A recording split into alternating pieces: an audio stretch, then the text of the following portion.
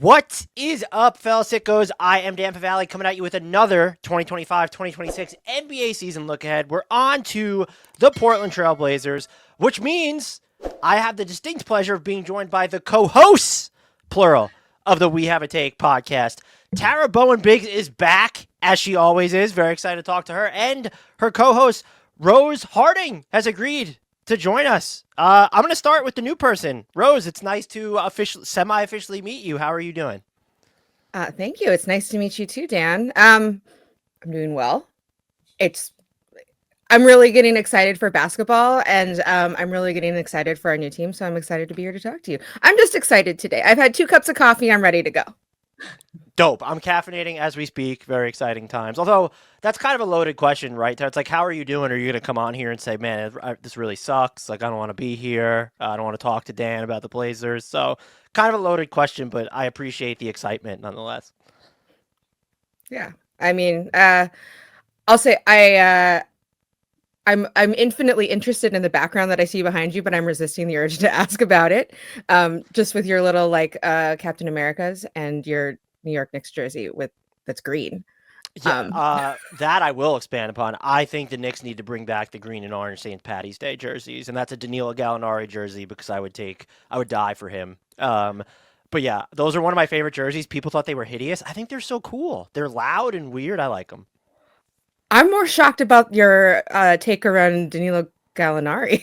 I was convinced if you guys remember when Melo was traded from Denver to New York, I was like gutted that they gave up Danilo Gallinari. I even wrote something about how I thought Melo was worse than Danilo Gallinari at the time. I was clearly wrong and in my feelings, but I was Danilo Gallinari pilled. Like, you give me someone who's 6'10" and could shoot and dribble, I was like, oh, it's Dirk. It's Italian Dirk. That's basically what I thought he was. We can understand. We can relate. Tara, how are you doing? You're back for this. I think might be year 7 for you. I don't think I've done a Blazers look ahead with anybody else. I think this is year 7. Yeah, it's been we have a long storied history together, Dan, and I was thrilled and surprised that you asked me yet again. But when you were talking about people coming on saying, "Oh no, I don't want to," but the last couple of years for the Blazers has been rough, and we haven't had as much to get really excited about. And this time, I'm just the excitement is real and not like, okay, what can we find to enjoy this season? It's like things are starting to fall into place. And so I'm super excited to talk about it. Yeah, this team, I find every team interesting this time of year, but you and I talked about last year how the Blazers just had a lot of dudes. And it turned out that having a lot of dudes served them well by the end of the season for the stuff that came together, and they seem to have reacted to that. But Rose, I'll start with you here. What was kind of your single biggest takeaway from everything that happened last year? Gosh, I mean, everything that happened last year felt like a surprise. I'll just say, it felt like a surprise that I'll say for me that Deni started so poorly in Portland, and then he got so much better to a degree that I didn't think he would turn it around inside a season.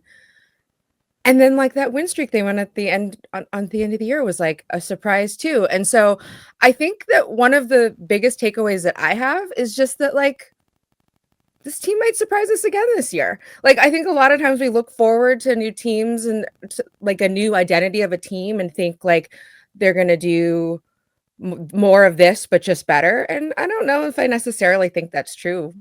I'm open to being surprised this season. What about you, Tara? My biggest takeaway from last season was they weren't kidding about defense, that they are actually going all in on that. We've talked a lot about how for a decade, Portland was very offensively focused. And then, we got this coach who was a defensive guy and we were going to build defense. I was like, okay, yeah. But what I took away from watching last season is, they're not kidding about that. That is going to be their identity. And that they actually are building an identity now, which was less clear until the end of the season. And they certainly leaned further into that identity with the Jrue Holiday trade. But after that, Damian Lillard's back. Who'd have thunk? That was quick. I would have always guessed that he went back, but that was quick. Tara, just what was your reaction to when that happens, and how big of a deal is it to, we know he's not going to play this year, but how big of a deal is it to have him around some of the younger guys to you? So I'll say for me, it's everything. I mean, we were so happy, and we were all shocked by how much we were shocked by what being happy felt like. Because it had been so long. And I'll say that Damian coming back, like, what's the thing that we were always like, who, like, we like the young up and coming guys on the team, but like, who's the leader? Is Scoot going to be the leader? Should he be the leader? Is there somebody else who's leader? We've been so used to having a leader. Now that we don't have Damian Lillard, we don't know who the leader is. And then here comes Damian Lillard. And I think that Damian Lillard has shown through the years that he's an adept and skilled enough leader that he isn't necessarily going to take over, push people out. And I think the fact that he's not playing this year greatly simplifies things. Yeah. Another thing that we've talked about is that we're just going to enjoy this right now. We're not going to and I keep saying there's going to be days where we're like, ooh, what did we do? What did they do? But I'm not going to worry about those days, because right now this young team has this guy who's shown himself to like really be able to be the core of a team. And he chose Portland. He chose to come back to Portland, and that means everything. I won't do this with every question, but I think because it's Damian Lillard Rose, what was your sort of first reaction to seeing that he had returned? I mean, I'll say, like, in real time, it was weird because my phone was blowing up, but I was in a meeting at work. And I just opened up my text messages after I left a meeting, and I saw Tara asking, "Oh my God, I hope Rose is okay." Like, something must have happened to me while I wasn't responding to all the texts. And then someone else in the chat said, Damian Lillard is back. And I was like, I hope this isn't a joke. Right. Because it's something that I think we all thought would probably happen someday, but you just never know, because sometimes stuff doesn't work out. And if that was a cruel joke and then it never happened, I would have been like deep in my feelings for a long time. But it was like the best day ever, and I couldn't wait to like log on to social media, which is like in and of itself like a shock, right? But I was like, everybody's going to be celebrating and excited, and they were, and I was so happy. And then 24 hours later, some of them were in their feelings about it, but like that first day, that first moment, that first hour, I couldn't have been more happy. Probably this entire year of 2025, to be honest. I love that stuff because I'm definitely guilty of this. Is everything in the NBA I view as so transactional a lot of the time, where I'm immediately looking ahead, thinking as an example, like, what does this mean for like Scoot? Like, where are we going like the two small guard routes again here? But it's just like the ties between a player and organization that Damian Lillard had with Portland, like, it's just so few and far between. And I can't even think of a current situation because a lot of the guys that might have those ties, like a Jokic or a Curry, are still with those teams. So there's no other reunion that I think you could have been waiting for. And then to see this happen at a time when I don't know what he's going to look like coming back from the Achilles, but this isn't him coming back to retire, like signing the 1 day, 10-day contract or whatever it is and then retiring. It's, oh no, like he's going to play basketball for the Blazers again. And that's just really cool. And there's also just some poetic irony in both him and Jrue Holiday coming back in the same summer, because Jrue Holiday's on Portland for a hot minute the summer he gets traded. So I found that there was like some nice symmetry there too. It was just such a great storyline. And, it was like, it felt like when the Blazers make the playoffs and suddenly everybody's outside, like walking and high-fiving each other and looking for people wearing Blazer gear. And this was just because they signed a player, like for a mid-level, right? And we're like, yeah, like running around in the park, like head nodding, everybody's wearing a jersey. And we were at, I can't remember what the event was. Oh, it was the Blazers put through a season ticket holder event at the zoo. And like, even though this was mostly the case before, everywhere you looked, people of every single age wearing their Damian Lillard jerseys. And he's back. Now, like, we're wearing him and he's on the team. I'm going to be like that when Frank Ntilikina finally returns to the Knicks, when they sign him to his contract. I'm going to be so stoked. Tara, independent of the Damian Lillard move, what was your read on the rest of their offseason and what it says about their direction? Because Lillard's intertwined there, but I think they could have been stripping it down, and if he wants to come back and this is the setup, you just do it regardless of where you are. So what did the rest of the offseason say about how they're reacting to what happened this past year? So I was very excited about the Jrue Holiday move for a couple reasons. Number one, because that means Jrue Holiday won't be guarding anybody on the Blazers because he's now a Blazer. Phew. That was just twice a year. He was fine. I don't know. He was kind of in everybody's nightmares. A lot of us still haven't shaken the Pelicans playoffs. So, but I really saw it as a culture building move. I know some people have talked about it as like a win now move, and I see it more as like a culture building move because, you know, I've been talking the last couple years about Blazers bringing in winners. You know, they drafted several players who hadn't played on a big stage like the national and NCAA championships, you know, who hadn't gone to college or had an opportunity to play in like a super competitive environment. And last year with the drafting Donovan Clingan, I thought that was like, we're bringing on guys who are used to winning.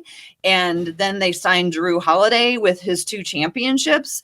So I don't think this is necessarily a move where like, we're going to get like, you know, win now, we're going to win 3 more games. But I think what we're going to do, what Jrue Holiday is going to be super valuable for is just helping understand the culture of what it takes to get there, to, get to excellence, and just providing that and being able to play on the field as well and bring in that, even more of that defensive identity.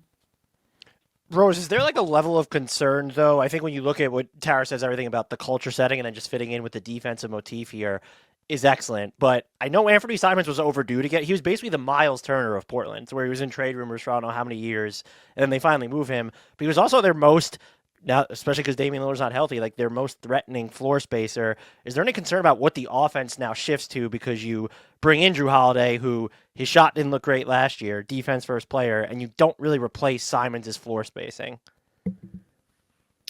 I mean, yeah. I mean, obviously, yes. Like, Anthony could score the way very few players on this team could put up numbers. But if he's not part of the long-term plan, and I'll say I'm not sure how, like, if he ever was, but he was like kind of last man standing from the old iteration of our team.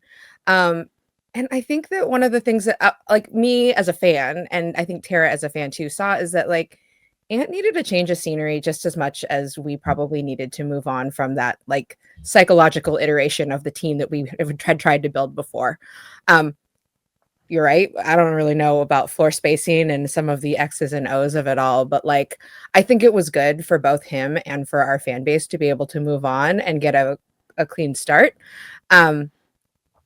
And, I'll say like Scoot shots coming along. Toumani made a huge leap in his ability to shoot from distance. Like, I don't really know where all of these guys are going to land in terms of their ability to spread the floor. Like, they might still be developing toward that. And if that's the case with the guys we already have on this team, maybe they were like, we see this happening, when we practice and we think that this has promise and we want to give them a real shot to try. So I'm really open to the idea that some of these guys on our team are already going to be improving the floor spacing. I think one of the criticisms, Tara, is that, and you said at the top, was they viewed the Holiday trade as a win now move and that the Blazers might be reading too much into what happened last season. The defense ended up being really good. They were like top 5 in points allowed per possession for almost half the season, but they were still pretty bad defensively against top 10 offenses. I've struggled with, okay, I get it, versus if, as Rose said, Simons isn't part of your long-term plan. Like, what did you give up to just now help improve your defense? You could say cap flexibility, but cap space is like one of the most overrated assets in the league right now. So what do you make of the criticisms, or what would be your response to the criticisms of the Blazers? Did they rush to coordinate themselves a little bit this summer? I don't know why. I don't know that we know what the team's plan is. I mean, I don't know that. That'd be a criticism, maybe. I don't know that the team was making that win now move. I think that the team was like, what does this team need right now for these guys to develop? We know that they tried to find a place for Jeremy Grant and that didn't really work out. But I think it was a great move. I think they had a great summer. And I think that they're leaning into defense and that they're going to figure out the offense later. For 10 years, they leaned into offense and decided to find out about the defense later. you know, who can say what it worked out?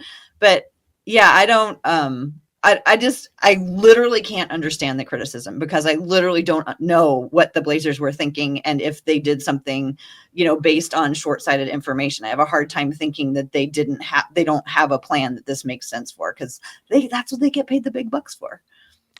And the other thing they did too is like drafting Jan Hansen wasn't a short-term win now move. That's not like everyone was confused when they made that selection. You pick that player knowing he's a quote-unquote project and you're going to need to develop him. That's not something a team that has set some arbitrary win-loss benchmark for the next season does to me. And like even if they did, I guess maybe because I was so out on Donovan Clingan and was clearly wrong, and then you get Toumani Camara back in that trade from 2 summers ago, I'm just going to defer to like Mike Schmitz and crew of like they clearly know what they're doing with the young players. But Rose, like, how surprised? Like, do you have any early impressions of what he specifically, Jan Hansen's going to do for this team, or just his overall game, or like what intrigues you most about his play style? I don't know. So this is one of those things where I'm like, until like the combine came around, he was not really known to me, and I try to not have too deeply held opinions on things I don't know a whole lot about.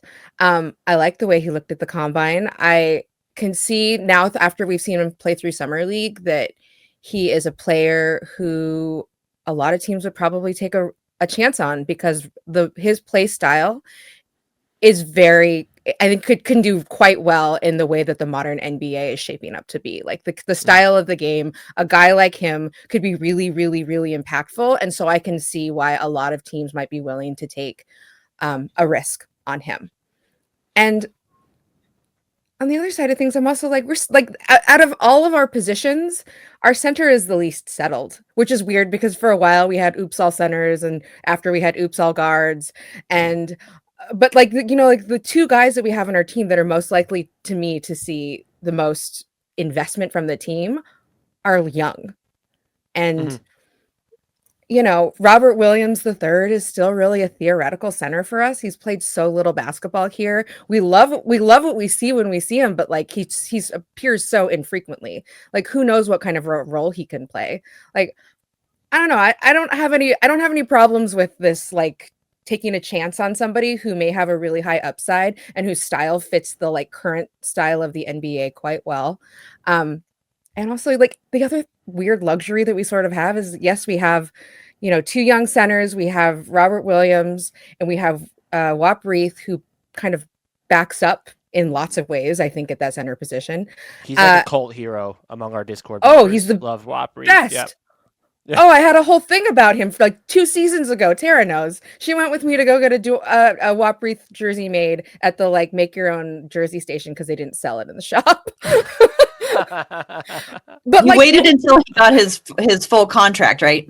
That's right. When he got his full contract, I celebrated by going to the make your own jersey station and making my Reath jersey. Hey, his tenure's been longer than some other players. That was a good investment. Yeah, totally. I also have his Team Australia jersey, but that's a conversation for a different time. But also, I was going to say, like, Deni can play some 5 in some circumstances too. Like, we've seen some looks where Deni's played 5, and you know, like I don't know. I think that this team's flexibility is sort of interesting. So, like, why not take a chance on a guy like Hansen, who really, really fits the style that the NBA seems to be playing right now? I am smitten with him. I had to do like my summer league write-ups for Bleacher Report, and I have some concerns. Like the rebounding was weird, and he can be physical, but isn't physical all the time. But I just go off vibes on summer league, and this is someone who's going to get everyone around him moving because he can attack and pass in so many different ways that I think he's going to be the type of player that just, I know people want to make the Jokic comparisons. I'm not going to bet on that because it's freaking Jokic. But to me, he's the type of player who will make everyone better around him on offense. And when you have Portland's, even if some people don't believe in it, when you have their defensive infrastructure right now, you don't have to worry as much about maybe some of the foot speed things with him. And he blocked way more shots in Summer League than I was expecting anyway. So maybe that's a non-issue. But I am smitten, and that's my long-winded way of asking Tara, how much is he going to play this season, do you think? We haven't even had media day yet. And please say a whole fucking lot. Otherwise, I'm going to be really upset. Oh, I think you're right. I think he is going to play a lot. My first observation about Hansen is he is a massive, massive person. Like I've seen, fan pictures of him out and about, like, he shops at Costco. Like we love that. And so we get pictures of people like next to him, and he is so huge that I really think that with having Donovan Clingan and young Hansen, I have this theory that the Blazers have a theory that as this league moves forward and Victor Wembanyama takes over, I think my hypothesis is that they're seeing if maybe size is going to be one thing that you can throw at Wemby. Mm-hmm. And so I think that having a couple of young centers who are also very large, I think they're going to get a lot of playing time, because I think that they could be one way to stop, this basically unstoppable force that is Victor Wembanyama.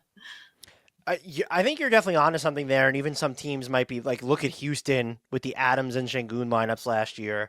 Mobley and Allen are like not too physical bigs, but like a lot of teams are just rolling with more bigs. So do you think that the Blazers are going to try playing those two together maybe at any point, Tara, a Clingan Hansen lineup? I mean, I don't think so. I think it could be fun, for one of those wacky lineups that you like. But I think at least at first, I would think that they will probably just try to keep them in pretty typical situations, because they're both so young, so new, trying to learn and process so many things all at once, that like throwing him into something that is in an atypical way to play. I mean, I don't know what types of lineups Hansen played with in China, but I just think that they would try to keep it simple and just run them out individually.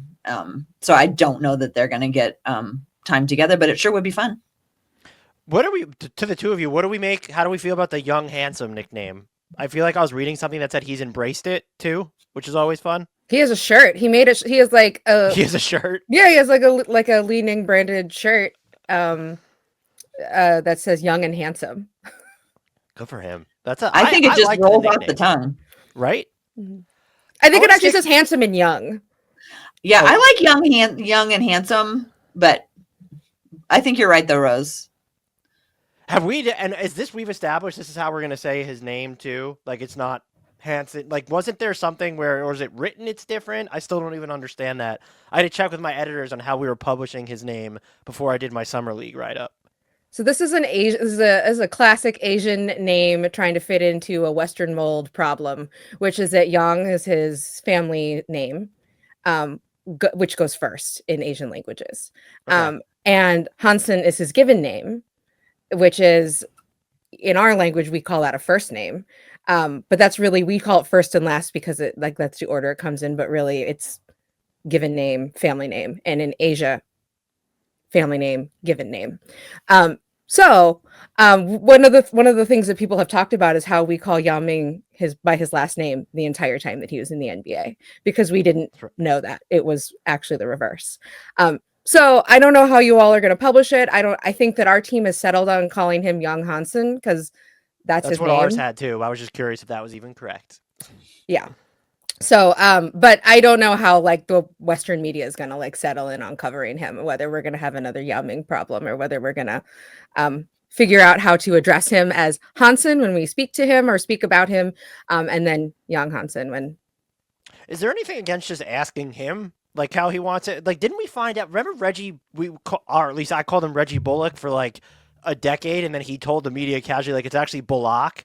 And like the pronunciation was off. Like, why can't we just ask these guys what they want to be like or how to say it? Has anyone even asked him? I at least haven't seen anything about that. Like for Western media, who's not an ignorant dumbass like me who doesn't know any of this stuff. Like, why not just ask rather than we're gonna have these mental gymnastics with it? I mean, it's a great plan. And actually, there's a website that I don't think that they do NBA this way, but for WNBA, there is a website where they have recordings of all of players saying their own names when you like click on a little like icon. And I love that they do that because I'm like, everyone in the media should go through and click and hear everybody say their own name, because sometimes we're really botching people's names. When I heard Ariana Grande say her name for the first time, I almost lost it. And I was like, it's really offensive that we haven't figured out how to say people's names the way they say it. It's even worse in this case because I'm only hearing his name on Summer League broadcasts, right, or up to this point, and Summer League broadcasts are a wild card with name. Like he was probably called like 4 or 5 different things over the course of his time in Summer League. Yeah, we'll let you know how it plays out as our local media, because I think that they've been I think they'll figure out what normally the what local teams are good at like hammering it down, I would assume. Yeah, and they I want to probably stick with have the big. Oh, go ahead. Sorry, Tara. No, it's okay. I'm gonna stick with the bigs. Tara, you know I wasn't really a Clingan guy last year. What were your rookie year impressions of him, and what's kind of the area of development you'll be watching the most in year 2? Well, I really liked that that Clingan really likes to win. And he's really a good like bench hype guy.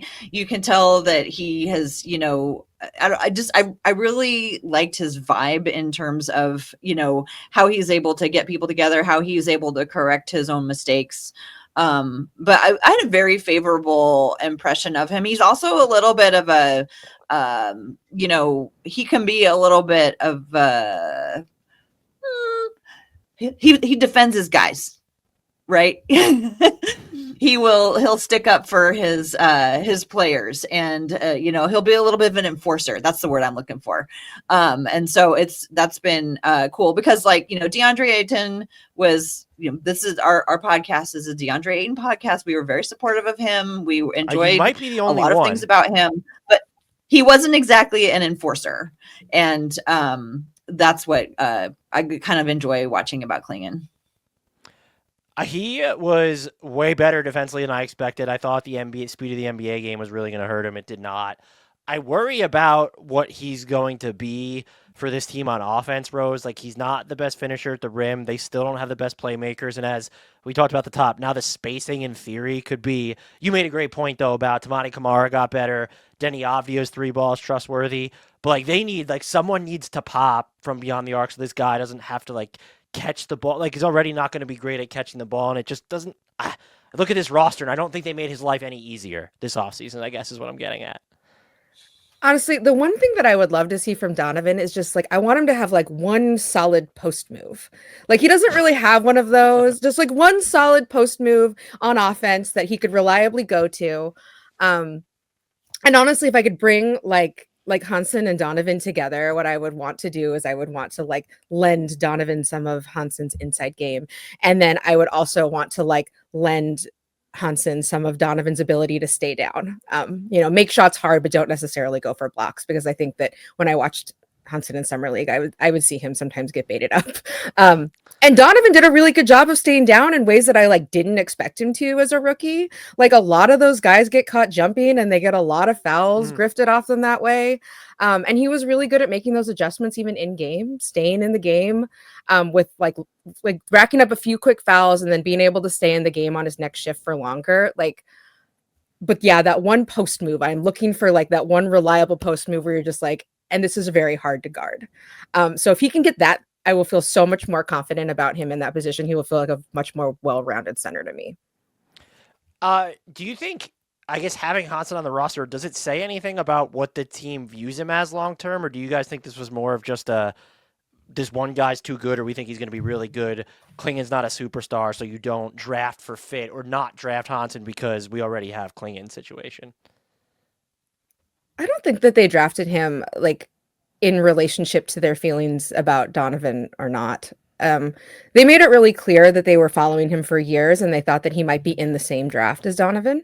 And so, like, you know, I think that they just saw a guy that they thought was really, really promising, and they saw him be available and what the rest of the draft looked like, and they were like, this is where we want to take our chances, because really every draft pick is taking a chance on somebody.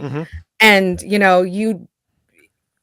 so everyone's making a gamble, and when everybody was like, oh, like you know, nobody expected Hansen to be this high, I'm like, well, but he was. And everyone's taking a chance, and just because everybody's coalesced around what they think the order should be or who's the best, it doesn't necessarily mean that that's true, and it doesn't necessarily mean they're the best for your situation. So if this is who they thought was like going to be the best opportunity for them in this draft at this position, then like, great. And I was even pleased that they were even able to get the guy that they said that they wanted and trade down. Like, that's if they had drafted him with their original pick, we would have heard criticisms of like, why didn't you trade down? And then even though they did trade down this time, people were like, why didn't they trade down further? Probably helped that the Pelicans did what they did in this draft, provided a little cover. But yeah, pick 16 is what he ended up at, right? So it's just like, at that point, I feel like, first of all, a lot of the outrage is probably from people who are pretending to know stuff about the draft that they don't. Anyway, so someone like me, I'm just like, it's pick 16. I don't know about this guy. I'll just give it the benefit of the doubt. Like, why not take a shot there? Another guy, maybe a little divisive. Tara, where are we at with Scoot Henderson? How are you feeling about him these days? I think this year, Scoot is under a lot of pressure. This is year 3, and the first couple years, the general consensus was that he wasn't, what a number 3 was, what they were expecting out of a number 3 pick. But I think that I do think he has a lot of pressure on him this season, but I really believe that he's going to show that he's fine under pressure. And I think he's got 2 really great mentors there to help him through that pressure part. And I'm more interested I definitely, of course, want to see progress on the court, but I'm super interested to see how he handles this pressure. And I fully expect that he will rise to it and be capable of coming through it and getting better. And he's got great help surrounding him. Is he gonna start? Like, what is the Jrue Holiday, Shaedon Sharpe? It's a little bit easier this year because Damian Lillard's not there. But even if you start to go through who I think are like the starting locks, I'd have Clingan, Toumani, and Deni as like, well, these guys just need to start.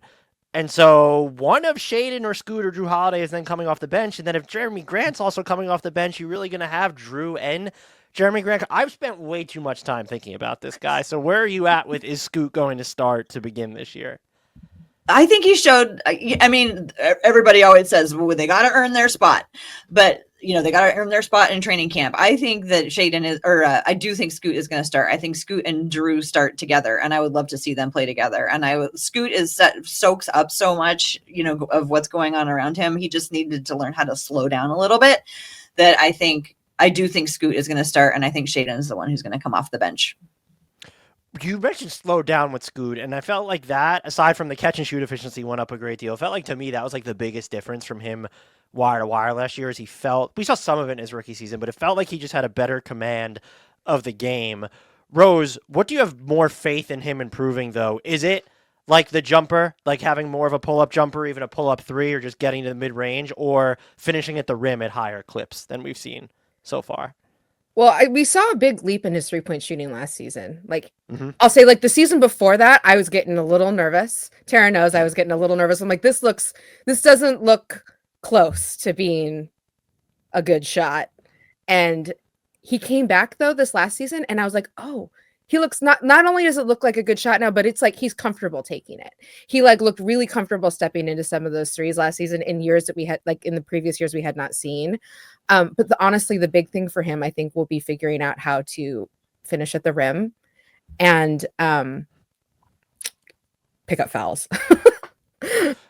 The fouls thing, I honestly think the fouls thing and the finishing thing is, as guys around him get better at shooting or they put better shooters around him, I think both of those, I don't know if they'll take care of themselves, but I think really that's been a big part when you look at the quality of the stuff he's facing when he does get his paint touches, or how hard he would need to work to get an on-ball paint touch with the rosters that we've seen him around so far. Like, if we get to a point, fast forward to 26, 27, and it's like he's on the court with Damian Lillard at any points, like that might be a situation where if you have that one knockdown shooter, that would really open things up for him on the inside, which we just have yet to see. Because even Simon's defense has respected him, but like they're not guarding him like they're going to guard Damian Lillard, or even maybe like a wing that is going to get up more threes than a Deni or a Jeremy Grant or even a Toumani. Oh, they were. I mean, when teams played the Blazers, they were like triple team Anthony just because he was the only one that could do it. So it's gonna change the shape of the floor. Even though the Blazers themselves weren't a huge threat, the other people weren't a huge threat. Anthony was the threat, and so they threw lots. That he did get a lot more double teams than I would have thought last year. I wanted to just add one thing about Scoot. One of the things that I saw as an improvement that the whole team made last year is everybody was more prepared for the ball. And I feel like that is one of the reasons I'm happy that they didn't make a whole bunch of changes to the roster is those guys who were all playing together, you know, Toumani and Deni and Donovan and Scoot and Shaedon, they were all getting more used to being ready for the ball because, you know, the first year you're just figuring it out. And I was like, the ball's coming your way. And if we're going to hopefully have more secondary ball handlers as well, they all need to be more prepared. And I felt like they all just got more alert for that particular thing last season. And I think that's going to benefit Scoot because I think a lot of his turnovers were throwing it out of bounds because people weren't ready. And I think that that will, you know, them just being more used to playing together will also, you know, show up in Scoot's like counting stats. Rose, what should we all be watching for in year 4 of the Shaedon Sharpe experience? Oh man. So I'll say one of the things I'm looking for is I just want to see how he's engaged on defense. I know that like last year the team like pretty publicly challenged him to play better defense when they decided to pull him out of the starting lineup and bring him off the bench. And it was like the kind of confrontation that felt like not desperate, but like they were escalating a problem by making it known to the public.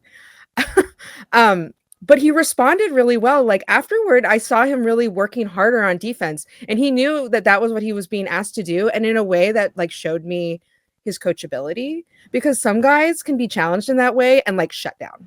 Like we've seen guys be like where a team get hard on a guy and it's really hard for them to perform the thing that they're being asked to do, either because it's like a psychological challenge that's really challenging or it's because like the thing is too hard. But like I saw Shaedon put in a ton of effort last year toward the end of the season after he was challenged to play defense and he looked better. He wasn't always good. There were still times where he got lost. And I think some of the team defense concepts are a little bit challenging for him because every now and then I'd see him switch on to nobody and just be standing in the middle somewhere. But like if he gets that practice with his team, I'm very curious if he can make that like a consistent part of his game that will help him stay on the floor.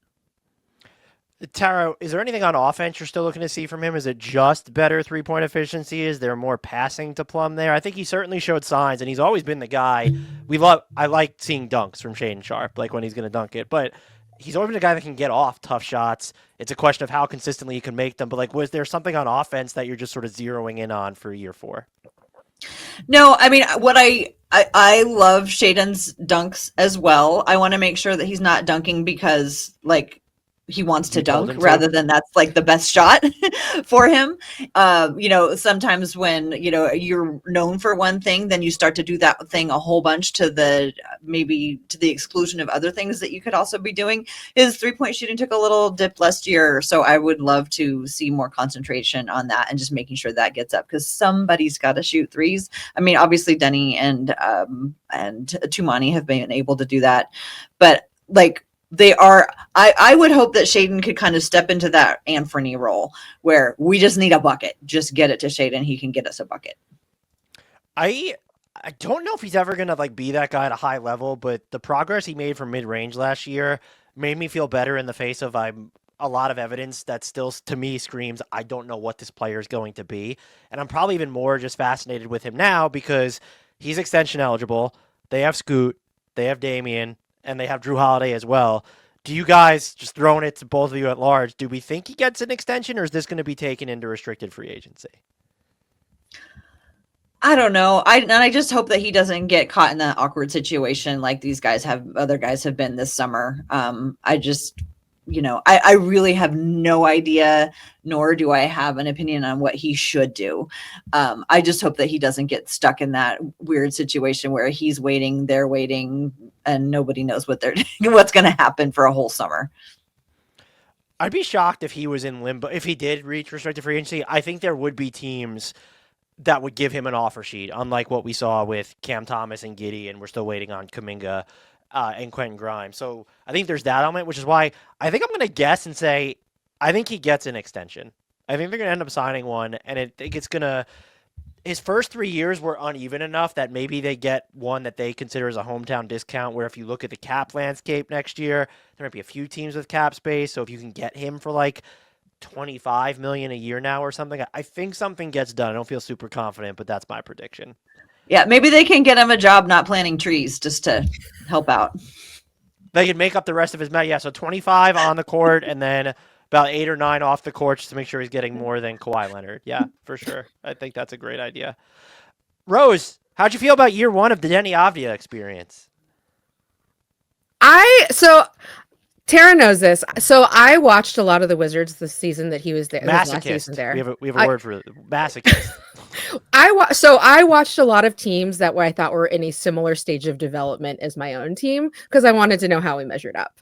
And that meant for a while watching the very bottom of the NBA. I watched a lot of the Pistons that year. I watched a lot of the Wizards that year. I wanted to know like how we looked compared to the other people that were trying to just like find the right pieces. So I was a little bit disappointed at how hard the game seemed to be at the beginning for him. But like I said before, like I was shocked at how much he put it together by the end of the season. And so my like feeling about Deni after watching this season is that he's a little bit like a wild stallion. He like leaves it all on the floor. He's like a really intense player. And like, I don't think the goal is to ever like just lean into this wild stallion like metaphor. I don't think the goal is to ever put a saddle on him and ride him, but it's for him to be able to run with the other horses. I don't think that he's somebody that you want to have put in a super structured system because I think that he's best when he has a lot more freedom. I'm thinking about an interview that I heard with him or that I read with him where he was talking about playing in the 2019 under 20 FIBA finals. And he talked about how he couldn't sleep the night before because he was so amped. He was so ready to play. And I was like, as I was hearing him tell the story, I'm like, this is a recipe for disaster. You didn't sleep the whole night before a really important game. And then he went out there and played the best game of his life. Somebody who can do that is a really special person who can harness that intensity and make something of it. But the flip side of that is that there's a concern out there that like he could also burn out if he isn't able to like harness it a little. So my hope for him is that we still let him be this wild stallion that he is out there, but he learns to run with all the other horses and make the most of it. I like that metaphor or analogy. That was a great one. Tara, do you have any overarching thoughts on Deni Avdija? I would just say I learned that he is big and strong and fast. Like, he's not young Hansen big, but he is a big, strong dude and he is fast. And when he grabs that balls and go, everybody better be ready. So I think he kind of like set the tone for that. And guys will bounce off him too when he has his head of steam. Like that's how strong he is. He doesn't necessarily, I guess when you watch him enough, he does look it, but you don't look at him and be like, oh, like that dude will play a physical, fast brand of basketball. I don't look at him and think that. He doesn't look that big until he's standing next to somebody who's like 6'10", 6'11", and you're like, oh, he's like not really shorter. He's right. only a little bit smaller than them. So, Tara, how do you think Chauncey Billups will juggle the push and pull of the duality of some of this roster to where I think it helps that some of the Blazers' best players are also their most important long-term players. But when you get into having Jeremy Grant and Jrue Holiday, and if for some reason RW3 is healthy, like how do you see him juggling playing and developing some of the kids versus do the Blazers have this mandate that they want to, progress isn't linear, but if you're looking to enter the play-in discussion or just improve upon your win total from this year, like is there a push and pull there, or is someone like me exaggerating like the complexity of just those roster dynamics at play? I think the biggest question is really how are they going to fit in Jeremy Grant? And I think, like you said, a lot of the younger players are the key to the future. So they're and they're also the most impactful players right now. So I don't think it's a huge concern. I think just the most complicated one is what to do with Jeremy. Which is, what should they do? Do you like bring him off the bench? Do they have the gall to do that? Yeah, I don't know how real this whole thing is where like if they get paid this much money, they have to start. You hear different sides of that coin. So I don't know. I'm glad it's not me having to decide. Rose, what's impressed you so far the most about Toumani Camara's growth on the offensive end? I think everyone kind of, not that they expected him to be in the all-defense discussion, but he came in as just like, oh, this dude can defend basically every position.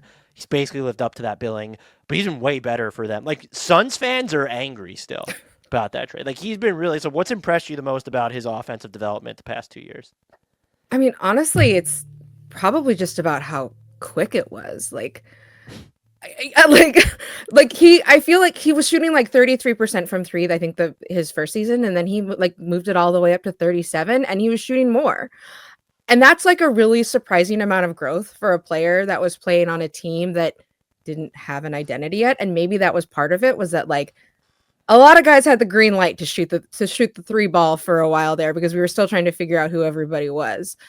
But like the speed at which he's improved is pretty wild. And I did not think that we would have someone that we would be able to like hold up and be like, we have a campaign for him to be all NBA, like all defense NBA, or like, I don't know, like the defensive player of the year. Like they did like a campaign around that. Like I didn't think we would have anybody that we would be doing that for a couple seasons. So honestly, like, I feel like it feels like a found money, like you put your ski jacket away for the season, and the next year you come back and you find $200 that you stuffed in the pocket, and you're like, oh, shoot. Because I mean, that trade now is that's the Toumani Camara trade when you look at the players that were involved in there, which is kind of insane. I echo everything you said about in the 3-point stuff you mentioned, that was like real volume that he shot it on. And no, you don't expect him to create those, but he's not supposed to. And the thing that I've liked, I think he deserves like a medal for shooting over 49% on drives within Portland spacing last year. And he passes out of those drives like way more than I'd ever expected. It's not like the highest pass out rate, but this is like, you look at someone like I don't know, like a Miles Bridges is just like if he puts his head down, like he's not going to survey the floor or see anybody. So he's not it never would have been a ball stopper, but he's more of a connective tissue on offense. No, he's not like the best passer, but like this isn't like, I guess his processing speed, he makes quicker decisions than I think. I don't know a lot about these guys coming out of the draft, but even watching him his rookie season, I don't know that I would have predicted like that type of just player. Like he's way more of a well-rounded player than I ever would have anticipated after year one of watching him in Portland. I love what you said about connective tissue, because one of the things that Tara and I really focused on last year was watching what connections emerged. And I think that bringing Deni Avdija to this team was actually really important for Toumani Camara's growth, because they were the first two to really connect. They were the first two to have games that were really complementary. And they were the first guys that I noticed, like, they knew where the other one was going to be without looking. And for a long time, there was guys passing the ball out of bounds because they didn't know where guys were going to be. Deni and Toumani were the first guys to like really do that for us. And then when they like settled into that relationship, it made the game easier for everybody else around them to find their spots and for them to be predictive of where they were all going to be. So like, I think connective tissue is a really good way to think about Toumani, but he has to have another thing to connect to in order to make the like good use of that. Wait, so what are Tara and Rose's like top 3 Blazers like 1-2 punch or connective rankings now? So we have Toumani and Deni Avdija. What are the other 2 combinations that stood out to you? Scoot and Donovan. Okay. Are starting. I mean, these are, it was just Toumani and Deni for quite a long time. But I think Scoot and Donovan are starting to become more connected.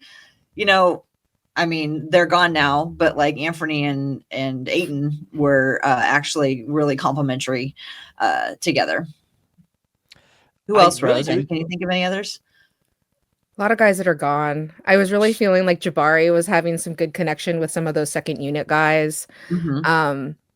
I've been waiting for Shaedon to find like his guy, like the guy that he plays really well off of. And I think that I've just come to this place where I'm like, that role is still available on our team for the person who has great connective tissue with Shaedon. So TBD. If he could stay healthy, I actually think Robert Williams III could fit that role. It's like maybe they're not running the actions together, but if like Shaedon's cutting off of a pat, like Robert Williams in the short roll throwing to a cutting Shaedon, like that could absolutely work. But I don't even like how many minutes did it? I don't even know how many minutes RW3 played last year. Like that dude is just never healthy. And he, what are we, 2 or 3 years removed from people thought he should have won Defensive Player of the Year instead of Marcus Smart. Like that is the level of player that he was, which is why I still, if I was an NBA GM, I'd be trying to trade for him and I'd give up way too much to do it because I just still believe.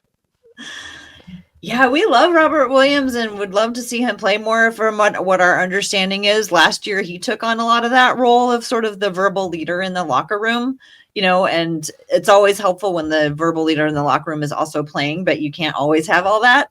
But, he really did that. One of the things that Scoot does that Damian Lillard never did was throw like just joy and throwing lobs. And so he has been connecting pretty well with guys all over up and down the roster in terms of, being connected and like just throw it up. And for him, it's more like, I would like to see it more like we have guys who are like, just throw it anywhere near and I'll grab it. At this point, I feel like it's more like, just be ready. I'll be throwing it to you. So I like to see them get to a point where it's this, everybody's always ready if anything is anywhere near the hoop at all for a lob. But we'll get there. I'll throw this question to both of you. I'll start with Tara. Is there any one of like kind of the players we haven't discussed, the non-core guys, whether it's a Reath, Rupert, Kris Murray, that intrigues you the most? And the answer can be none of them, but that's not fun. No, I really am. I'm rooting for Kris Murray to have a year where his offense develops, because I know it seems like the coach really likes him, on defense, and like he can depend on him, but his offense hasn't come around enough to really get him much playing time. So I would just love to see him crack a little bit deeper into the rotation because his offense has come around. What about you, Rose? Well, I'm interested to see how they use Reath, because I think that he's one of the only like bigs that is playable alongside Donovan and Hansen. Because he stretches the floor. And so if you want to throw out a 2 big lineup, he's like probably the most flexible to do that. Of course, barring Robert Williams III being available. But again, like I said, he's kind of theoretical to us right now. So I don't really count on him exactly, because we've seen so few games where he's been able to play meaningful minutes. And then the other person I'm really looking at is Roops. Can Roops make a leap? Like, we see some really great flashes of greatness. Like, if for folks who go to see the remix play, he can really like light it up there. And at Summer League, we saw games where he like would really take over, but like, then the next game you'd see him really disappear. And so I want to know if he can take a leap, because at this point, like, insert that Judge Judy gif of her tapping her watch. Like, it's getting on time to figure out what we're going to do with Roops, if we're going to reinvest in him or not, and what he's going to be. And I don't know what that is yet. I'm a fan of being right, and I remember saying very inflammatory things 2 or 3 years ago when he was drafted, so I want him to break out as well. I don't know what the pathway to playing time is for him on this roster, but I would love to see. I said spicy things about his like on-ball chops. It got, I don't even think I could reread or re-listen to what I said. It was bad. Tara had to be a witness to some of it, because I'm sure we went through him that year on the podcast. We can pretend it didn't happen, though. Tara, based off how this roster is currently constructed, what is the most realistic path, like area of the way they play, that would noticeably improve their offense, just based off the current personnel that they have? Time. I know that's a really terrible cop-out excuse, but like, that's the team that we're looking at. They are young and they are developing. And so I want to see time. Is there anything else for you, Rose, that you could see this team, again, based off how it's currently built, realistically improving on offensively? I mean, I just want to see the continued development in people's shooting from 3. Like, but again, like, I'm not somebody who necessarily thinks they need to go out and find somebody to fill that role that's external to the team now. Like, we've seen a lot of growth from Scoot, from Toumani, guys who are on the team that are young, that are still developing. I want to see what they can continue to do as the game gets a little bit easier. Because when everyone's playing a little bit better, the game gets easier. Like we saw, like Tara was talking about how we used to see Anthony Simons get triple teamed because there was nobody else that was a threat. As the team got better, the game got easier because they couldn't sell out like that. And so when all of these players become a little bit better, I think that it makes it a little bit easier for everybody to shoot a little better and get better shots because defenses don't have quite as straightforward of a proposition. So yeah, that's what I'm looking for. I thought of a more specific answer than time. Easy buckets. They left a lot of points on the floor for easy buckets. Yeah. Finishing layups. Yeah. Man, if Scoot could be a better finisher, that takes a lot of stuff. But I do look at the personnel and feel like I like that they got out more in transition last year after grabbing rebounds. I feel like they have the personnel to be more efficient in those situations too. Now, if you don't have shooters in transition, that makes things harder, but that feels like a realistic area rather than saying, yeah, it'd be great if like, Jeremy Grant could shoot 50% on 2-pointers again rather than like 36 or whatever it was last year. Or it'd be great if Shaedon Sharpe could shoot 44% from 3. Yeah, that'd be cool, but I look at this team and feel like Scoot can be a better finisher, and I think that they can do more efficient damage in transition. They have, multiple guys who like to steal the ball and are skilled enough to not just steal the ball, but keep the ball after they steal it. And so capitalizing on those and finishing on those are going to be they're leaving points on the board when they don't do that. But now that, they have somebody like guys like Holiday who can, if he can get him and Matisse, like they're both wizards at stealing the ball. So let's reward that by the rest of the team finishing. Man, I forgot Matisse Thybulle existed for a minute. They can build some really nasty defensive combinations. That's just wow. This team has a lot of defensive talent. A lot of people just come out and said they haven't bought like the rise that we saw later in the season. I know there's a lot of noise there, but you look on paper and I'll say it again, Tara, like they have a lot of dudes that can defend their ass off. And I think this team is going to end up being like really good defense. Like I think they'll have a top 12 defense next year if I had to make a bold prediction. Like it feels like it might be a little unconventional the way they do it, but like they have just the perimeter personnel of Avdija and Thybulle and now Jrue Holiday. Like it's just, and then Toumani Camara, like that's, man, this team, I don't know what they're going to look like on offense. I'm pretty low on them offensively. I'm not going to lie, but their defense is going to be insane. We keep saying that we want the Blazers to be the team that every other team just hates to play, where there's like, ugh, like even if they know they can get a win, they just dread going in to play the Blazers. Are you guys ready to enter the cookie cutter lightning round portion of the podcast? Yeah. Throw it at us. I feel like we've talked about it enough, but I have to ask the question anyway. Looking at the roster right now, what is this team's single biggest weakness that concerns you? I'll go with you first, Rose. So for me, it's like I was saying before, it's probably floor spacing. I'm like a little bit worried about. We have a lot of guys that are really good at getting inside, but I'm like, but it's too hard without floor spacers because the defenses can just collapse on you. It makes it really straightforward. So we really need guys who to find their shots and to know exactly how to get those when they need them, because there's just no substitute for that right now in the NBA. We have more playmakers than we've ever had probably on our team in like the most recent years, but they're only as good as like the rest of the personnel can turn those into points. So, yeah, I just want to see the floor spacers continue to develop. Do you have anything else like to add to that or a different one, Tara? Because I mean, like that's just the need with this. Right. Like, mine is a personal preference. Last year we had a really awesome resurgence in the two-handed dunk, and this year I want to see backwards dunks. Who aside from Shaedon Sharpe are you going to rely on to get the backwards dunks done?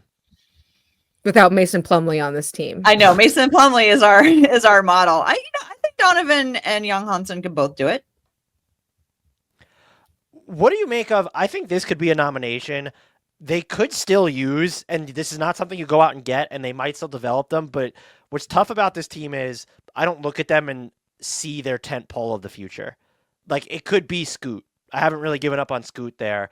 It won't be Clingan. He's good. I don't think it's going to be Shaedon Sharpe. I know a lot of people kind of like him over Scoot. Maybe it's young Hansen. But like that's something to sort of track here, because that would be your fast track to the middle is you're like good and you're frisky and you've done these, but you don't have the guy. And Tara, like, do you think Scoot of the current members is their best chance at having the guy? Is it somebody else? Do you not view them as just even having that type of prospect on the roster right now?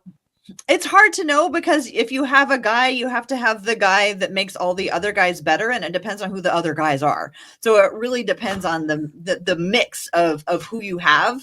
I think the best potential that we have on the roster, if we couldn't, choose anybody else, I would say Scoot or Deni are probably the ones who are the most likely to like be able to take this team into the future, but I don't know if they are.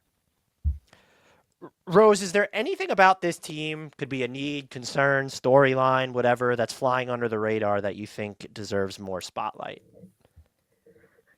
Yeah, so this is one that I've kind of preached on our own podcast a little bit, and I think that this is the reason why I'm kind of hard on this story is because I think it's really easy for fans and media to grouse around leadership, ownership, whatever. Like, it's really easy to have a lot of criticism to go around.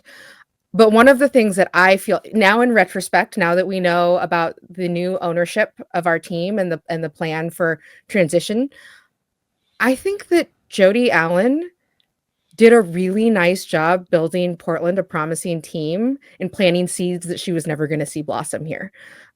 She didn't intend to own a team. Like, her brother tragically passed away and she inherited a team and was the steward for us for a long time. And we didn't know a lot about her. She inherited at a weird time.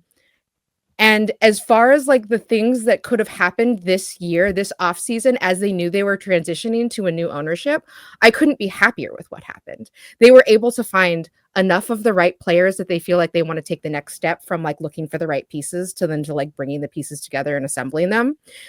They brought Damian Lillard home. They gave him a no trade clause so that he would be here and no future owner could mess that up for us. Like, honestly, for all of the ways that like fans have feel like owners have screwed their fan bases, I feel like Jody took incredibly good care of us. And not a lot of people say that, I think, because it's just our default position is to say nothing about ownership or complain about them. I love that I asked that question because I never would have thought. Like, I just did the Pelicans one before I hopped on with you guys. He's talking about like these rights to the arena. I had no idea that was really going on. It's one of my favorite questions to ask. So thank you for that one. Tara, do you have like an under the radar thing that isn't that you wanted to add or no? Yeah, I'll just say that the Blazers have brought in some really experienced new assistant coaches, and the level of assistant coaches has really every year notched up, and I'm really excited about the staff that is around Chauncey Billups right now. They brought in Tiago Splitter. We're #1 Tiago Splitter fan podcast.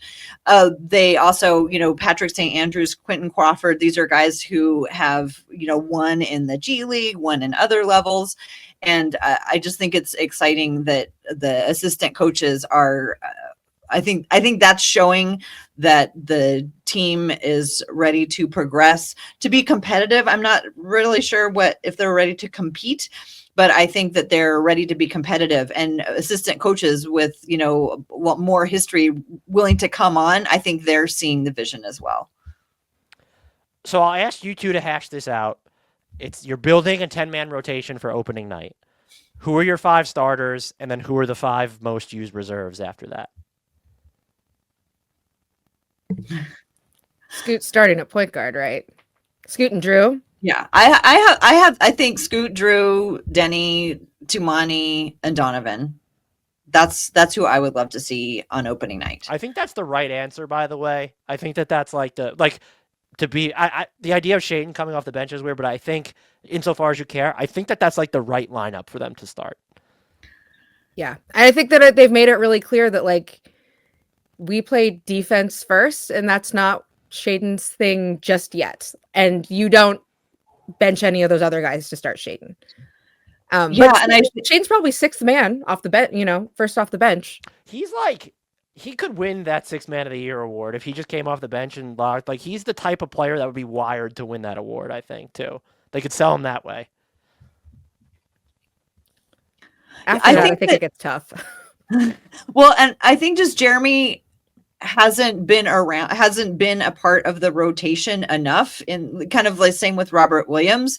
Like they're not as used to playing with each other, and if they want to start off with success, they got to be used to playing together, and Jeremy just hasn't been around as much. He's been injured, he's just hasn't been around as much. And so as weird as it seems to bring somebody, with the experience of Jeremy off the bench, to me it makes the most sense. Keep those, those guys who finished out the year.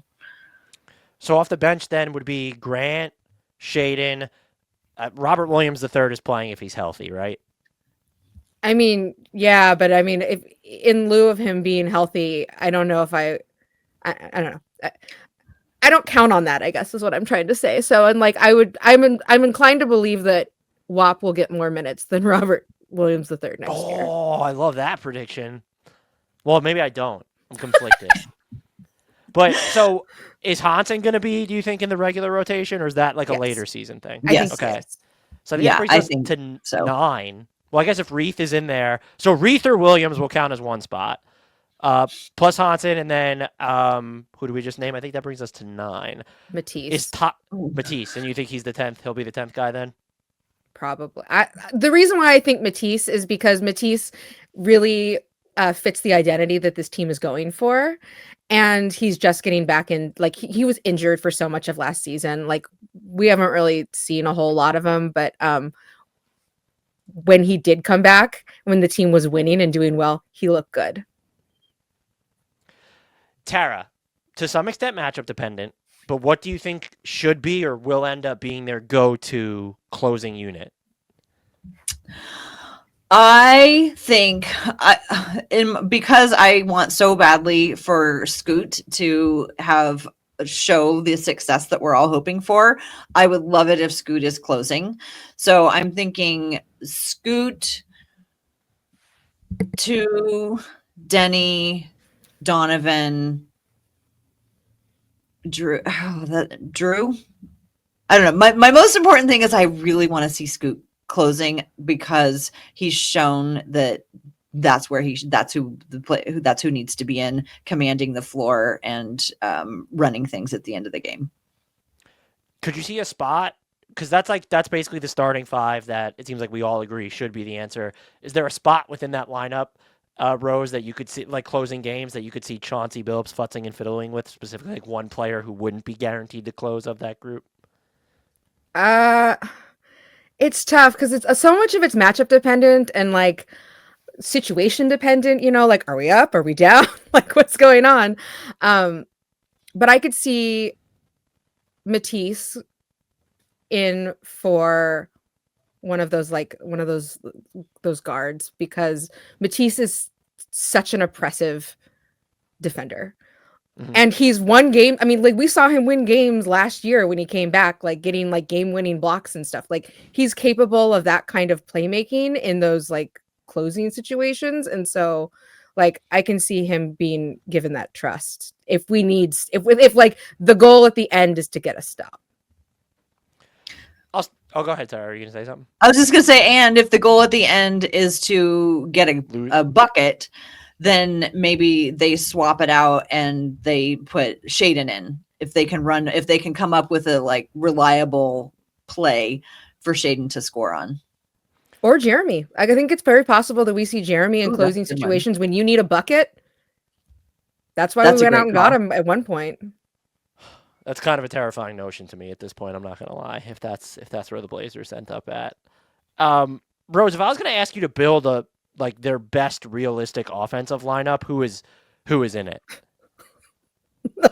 Pass. No, I'm just kidding. Reath, Hansen, Robert Williams will go all bigs, and we'll figure it out. So I don't know exactly what that looks like, because I feel like every year a lot of these younger players have looked different every single year.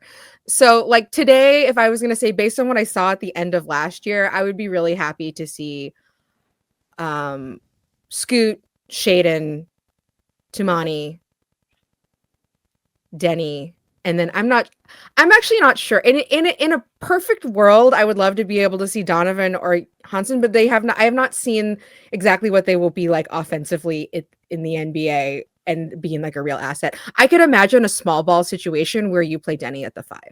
Oh, depending on the talking to matchup. right person here. I love those lineups.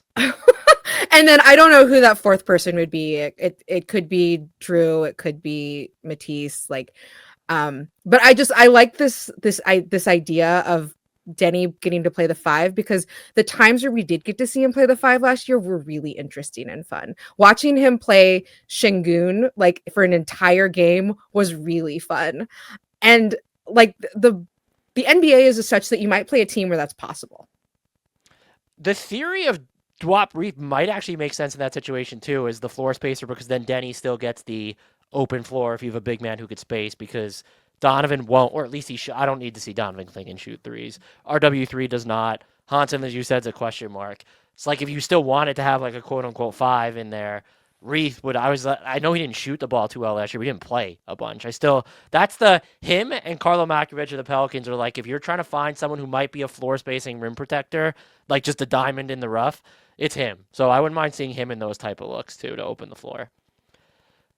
My favorite question, Tara, we'll start with you. Is there a weirdo lineup you want to see Chauncey Billups try this year? Yeah, what the one I've come up with is possibly the first non-scoring quarter in the league. And what I meant was that the other team wouldn't be able to score, but now I'm also looking at it going, maybe we can't score either. But I would love just the death lineup of Jrue, Matisse, Toumani, Rob Williams, and Donovan. I feel like that would be terrifying. That would be on both sides of the floor. That would be terrifying. Can they hold a team to 0 points in a quarter? Rose, do you have a weirdo lineup you would like to see? And if it was the Deni at the 5 one, that's perfectly cool too. That works for me. It is similar with Deni at the 5, but it's a slightly different lineup with Deni at the 5. It's Scoot, Jrue, Matisse, Toumani, and Deni, because they are small, fast, and infinitely switchable. Yeah. Man, his team could build some ridiculous defensive lineups. I want to see RW3 with Hansen, Deni, Toumani, and I feel like I should put I want to say Shaedon. That lineup is just so weird. I don't need to see I don't need someone to run. Let's throw Shaedon in there. You have Deni. Make sure Hansen gets plenty of touches. I honestly have no idea what that lineup looks like at either side of the floor, which is why I would fave it if it's ever on the court. We'll have to keep our eyes out for these and report back if we see any of these. I need a weirdo lineup like signal us and on social media if it's ever on, and so I could chopper it and watch that. I remember in Chauncey's first year as a coach, I tagged you because it was an oops all guard lineup. They literally put 5 guards in. They had like 9 guards. Yeah, oh my God. I was like, Dan, it happened. Before I ask you guys for some predictions, is there anything or anyone else about this team that I didn't ask you about that you think needs more discussion? I'll say that I'll just reiterate that I really want them to lean into the defense this year and not worry that much about the offense. I really want them to lock that in, and then we'll worry about laying on the offense. So if they lose a bunch of games 77-88, oh my God. I'm fine with that. We'll add the offense later. You might get the morbid intrigue factor bump if you start seeing games of theirs like go into the 80s. Like that's almost like, whoa, it's a car crash. You have to stop and look at it.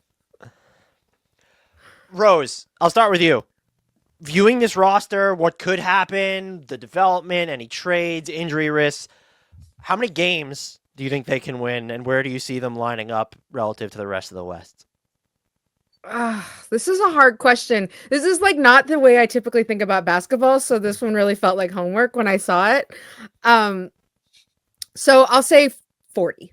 I think that 40, especially considering the division that they're in. So they got to play like the Thunder a bunch. They got to play the Nuggets. Like the division is a tough division. The only like team that you can really expect to beat up on is the Jazz. And so I think 40. Like if this team were in the weakest possible division, maybe 45, I don't know. But 40, and I think they're probably like a play-in team, like right around 8th. Tara, what about you? I try to temper my expectations and set the bar low so I can be excited if they surpass it. So this time I'm going to say I really don't think that they're going to improve their win total that much just because of, like Rose was saying, how brutal the West is. So I'm going to go with 38. Are you guys down for some Blazers superlatives hypotheticals that I left in for the end of this? Yeah. So sure. For anyone who's not listened to Tara and Rose yet, they do the We Have a Takes awards at the end of every year. And I listened to this year's episode. It was fun. So I came up with my own category. So I guess these are like predictions, or they could be just your picks based on right now. I'll start with the first one. Tara, who is the Blazer most likely to watch a Hallmark movie on the team plane?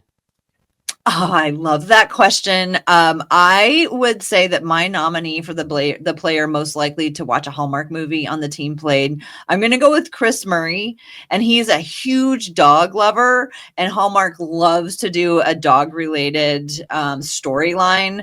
So I think Kris Murray, anytime he sees a Hallmark movie that has like a golden retriever in it, he's hit and play.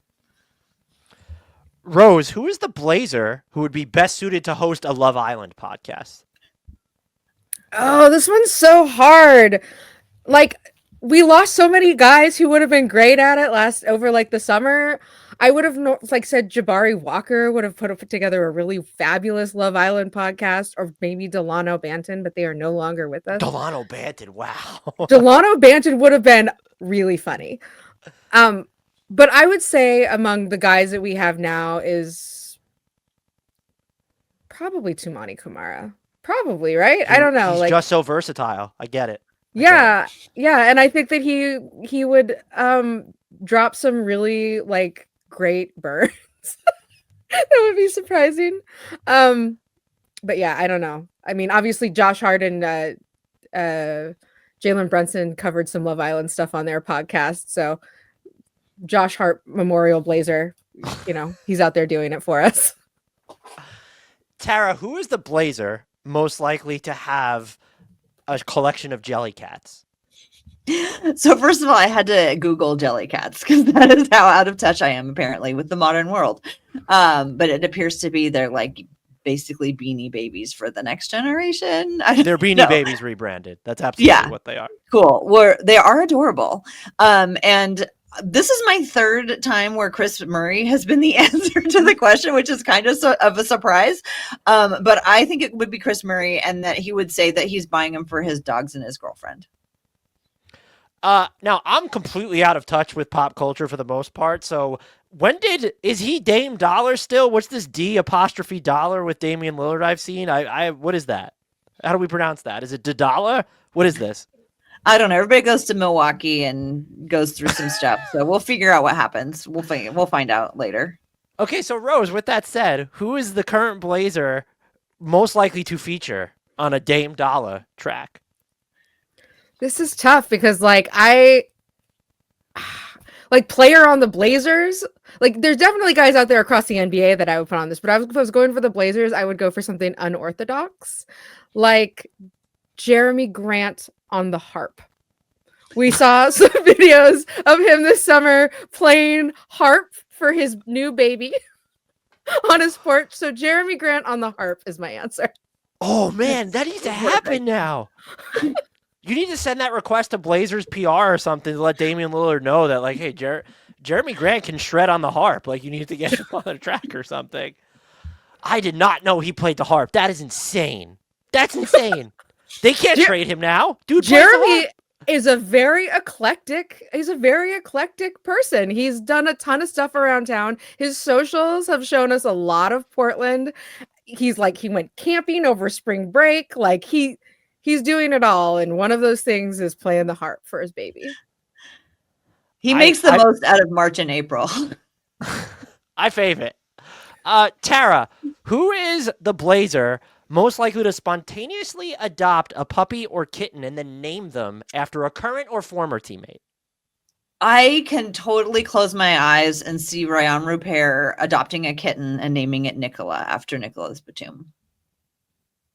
I fave that. Rose, would you have a different answer? Who would be another nominee for this award?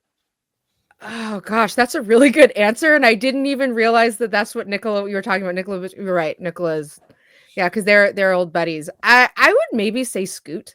I think that Scoot has been really trying hard to like find his identity here and be like lean all in on Blazers. And so I could see Scoot doing it and like adopting like a dog and naming it like Sheed. Yeah, that's what I thought too. That's got to be like a popular pet name, Sheed, right? That Yes, has to it's be. a very popular pet name. Okay, I didn't know that. At least around here, anyway. Okay, these next two are for both of you. I'll start with Rose. Which player is better, Shaedon Sharpe with Toumani Camara's defense or Deni Avdija with Damian Lillard shooting? I don't know. So the correct answer is probably Shaedon Sharpe with Toumani Camara's defense.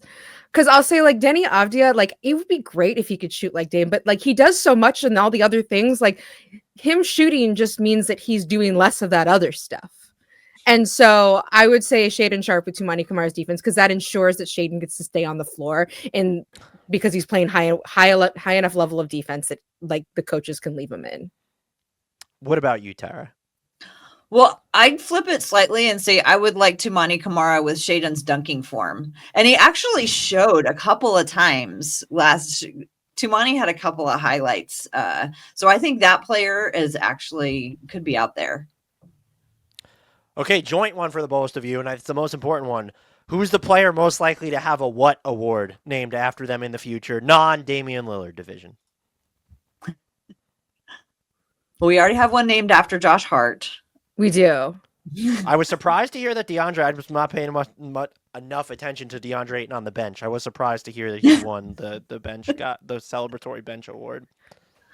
So this is something that I think about, and I don't know how much Tara does, but I could imagine there being like a Matisse Thybulle most Portland coded Blazer man of the year, because there's always somebody on our team at any time that feels super Portland, and it doesn't necessarily mean like he's contributing to like the team in like a big way, but like Robin Lopez would be eligible for this award. Like guys who really fit the Portland vibe.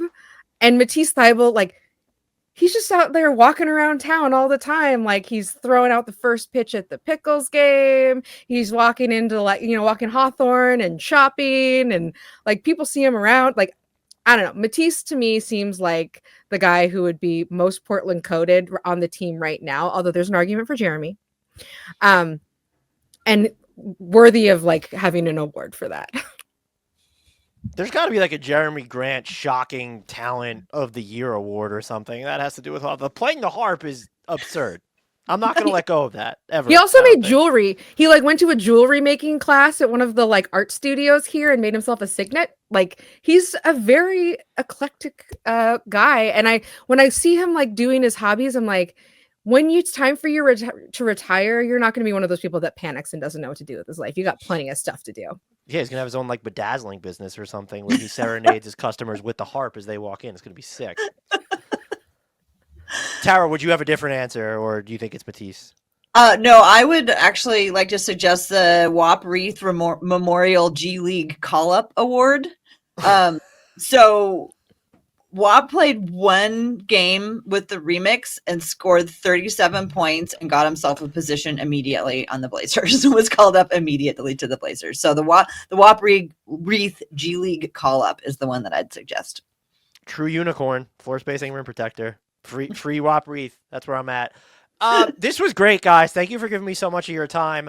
Would you just be able to tell our audience where they can find you and all the great work that you do, the podcast, your handles on the socials? Let's start with you, Rose.